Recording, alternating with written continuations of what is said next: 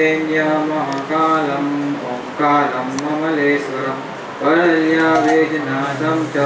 राकिन्यं शङ्करं सेतुबन्धेतु रामेशं नागेशं दारुकावने वाराण्यसेतु विश्वेशं ब्रह्मकं गौमतीतटे हिमालये तु केदारं उष्णेशं तु शिवालये एतानि ज्योतिर्लिङ्गानि सायंकालं प्रसेदनं सप्तजन्मकृतं पापं स्मरणीय विनश्यति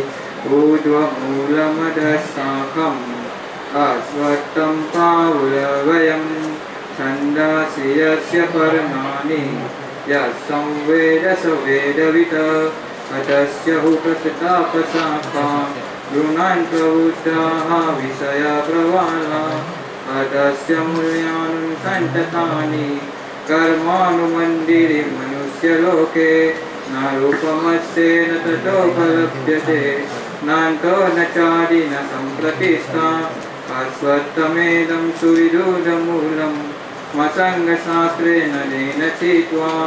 ततः परं तत्परिमार्गितव्यं यस्मिन् गता न निवर्तन्ति भूयः तमेव चादं पुरुषं प्रपद्ये यतः प्रवृत्तिः पसता पुराणी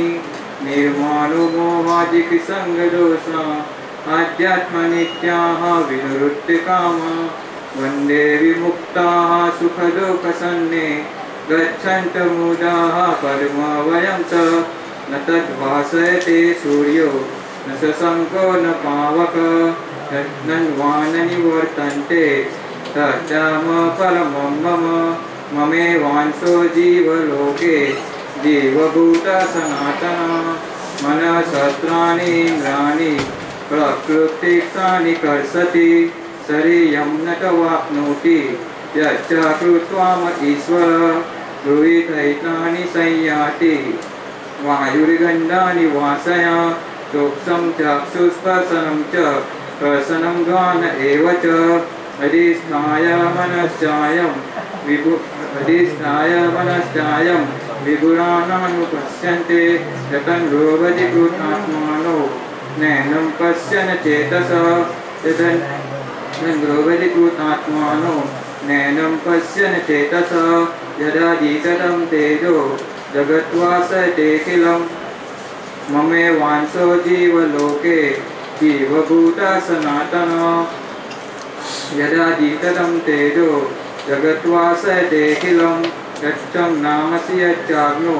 तत्तेजो विधिमामकं गामाविश च भूतानि धारयं यं भोजसा पुष्पाणि चौषधि सर्वाः सोमुर्भूत्वा रसात्मकः अहं वैश्वानरो भूत्वा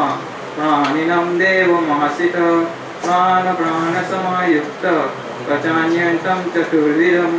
सर्वस्य चाहं हृदि सन्निधिष्ठो मतः स्मृते ज्ञानपूर्वनं च यदा जीततं तेजो जगद्वासयतेऽखिलं यच्चाज्ञामसि यच्चाग्नो तत्तेजो विधिमामकं गामाविश च भूतानि नारीयं यं भोजसा पुष्पाणि चौषधि सर्वाः